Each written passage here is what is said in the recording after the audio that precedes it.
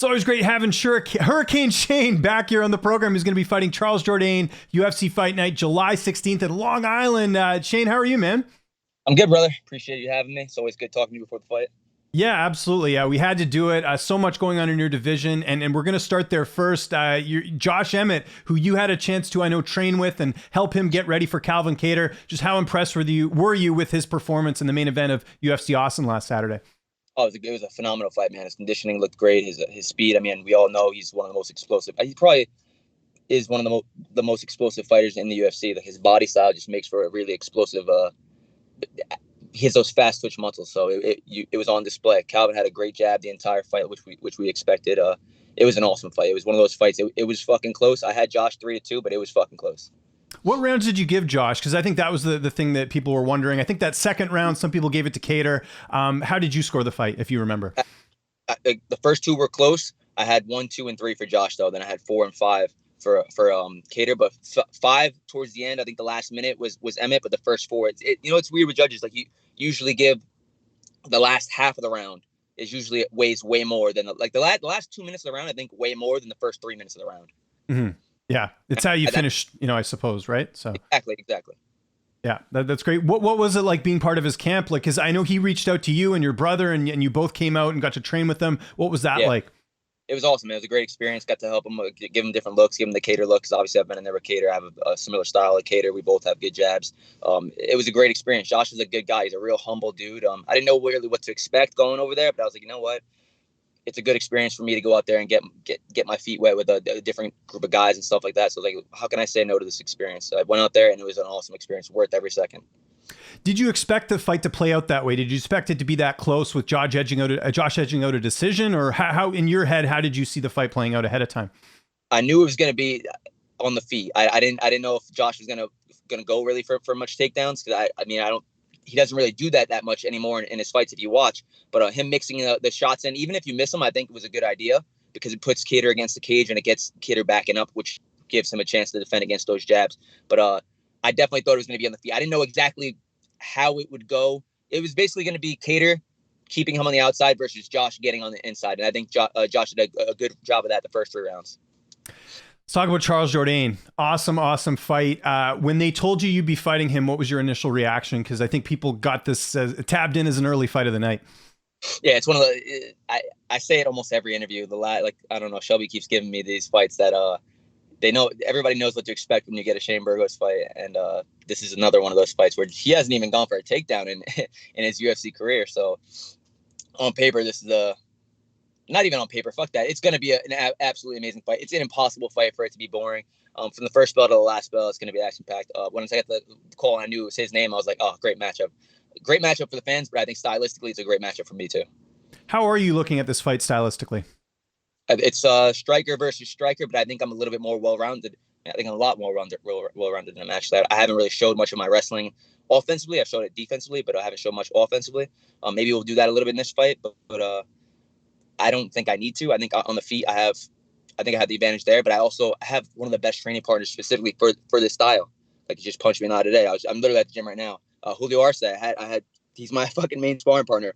A southpaw, Golden Gloves boxing champion, phenomenal kickboxer, glory kickboxer as well. So I got him as one of my main sparring partners. So I can't see my sparring rounds being harder than this fight. My job is to make the sparring and the training as hard as that possibly can. So when I go into there on July 16th, it's even smoother.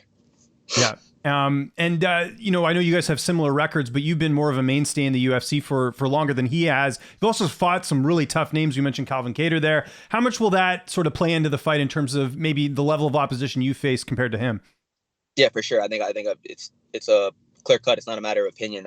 I have fought the bigger names in the division, and I've got 3 losses, but all 3 of those losses were close losses. I feel like I could have won those fights. I got caught in 2 of them, and then the Emmett fight was razor close. So my confidence is sky high going into this one. Having that in my back pocket makes me even more confident. But like I said, I get a lot of confidence from my sparring partners.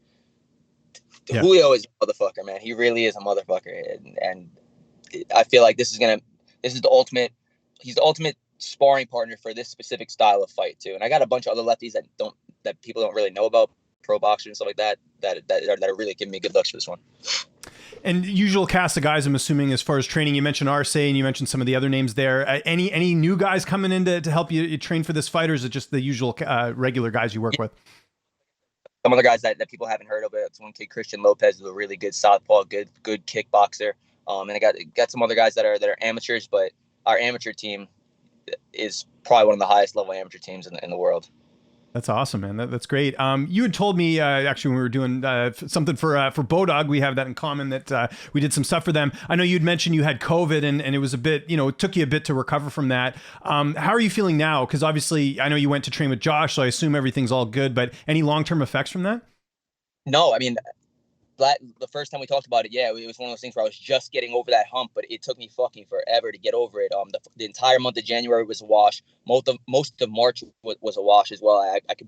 I was training in January, February. I skipped February, January, February, March, but January was, I basically couldn't do anything. It was super light workouts where I'm getting gassed. February was like, all right, I can do a little bit more. Instead of doing 2 hours of training, I was doing an hour. March was like an hour and 15 minutes. And then April, I was like, oh, I'm feeling better. I was able to do both.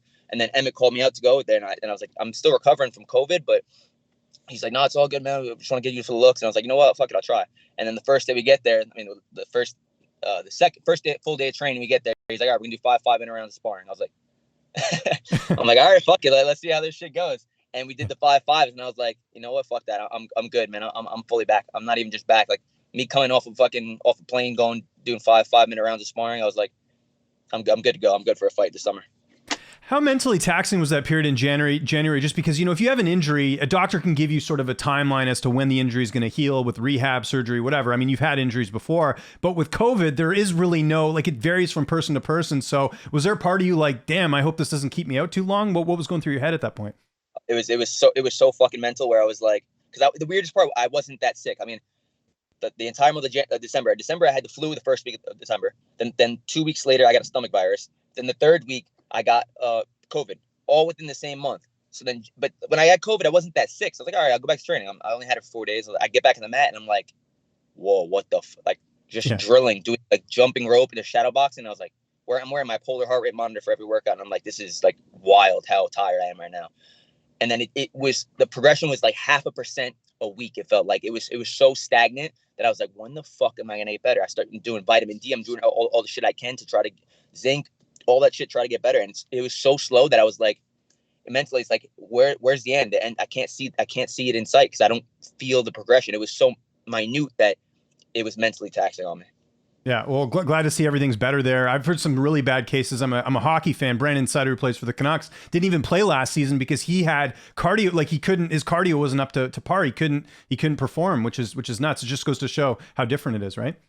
Exactly, man. For hockey, I can imagine you're just basically back and forth the entire time. So yeah, it was a mind fuck on top of the physical fuck. What about the weight cut? How's all that going? I know you got the prep meals and all that. How's everything going? Good, man. Right on track. Everybody always talks about how big of a featherweight I am, and I definitely am a big featherweight, don't get me wrong, but I do this shit so scientifically and so structured. I'm so disciplined on my diet that it's not that big of a weight cut. People will be surprised how much weight I actually cut. Got a lot of people coming out for the fight? Of course, man. It's in Long Island. I live an hour and 15 minutes away, less than 100 miles. I'm like, this is going to be awesome. How do you see this fight playing out on July 16th? I know you feel like you're going to get your hand raised, otherwise why sign the contract, but how do you envision it going down between you and Jourdain?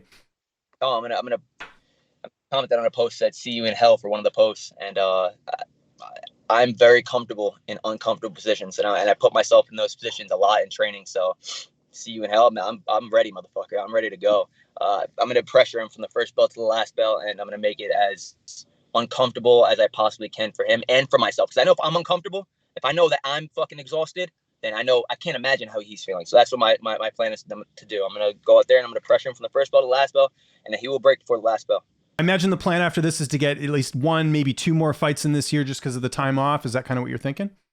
Yeah, at least 1 more. I mean, it'll be July, so I can do, maybe again at the Garden in November.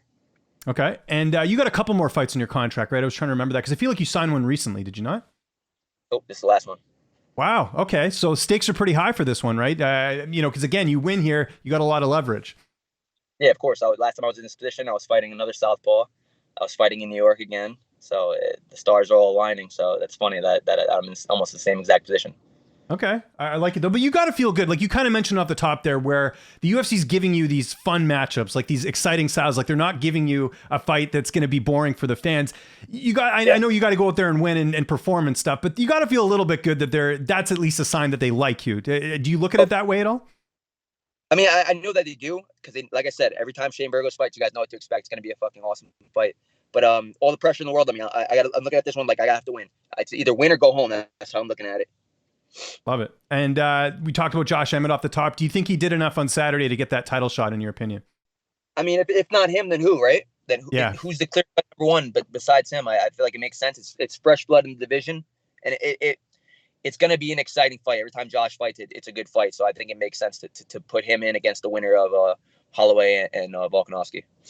So I agree with you, but just playing devil's advocate, just curious about these two other scenarios that could take place. Some people have said if Yair Rodriguez beats Brian Ortega, that might get a title shot despite the fact that he's coming off the loss to Max. And then the other name is Arnold Allen, who's undefeated. However, he's only got one, I think, sort of notable win in Dan Hooker. What do you think of those two other options?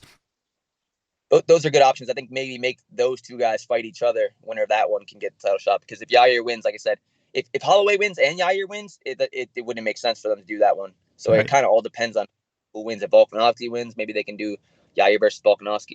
Maybe they can do that. But I think Emmett's the clear-cut winner. He's had the biggest win streak in the division aside from Arnold Allen. Because am I wrong? Does he have the biggest win streak aside from? I think it's up there. It's got to be up there because I know Allen's undefeated. I know that for sure. So yeah, I know he's 7 or 8-0, and so I got to go with Emmett, man. I'm not even trying to be biased. It just makes more sense. Shane, I know you're cooking there in the car. I know the weather's pretty hot right now. Thanks for slugging through this interview. Glad you had some water. Veteran move there. If there's anyone you want to thank, sponsors, social media, you name it, I'll give you the last word. Yeah, thank you to my sponsors, Fuel Hunt, Tiger Showman's Pro Shop, Eat Clean Bro, the rest of you guys, all my sponsors, all my team, my teammates, Tiger Showman's, my gym, Believe Elite Athletic Training. Appreciate all you guys. Appreciate you for having me on too, brother.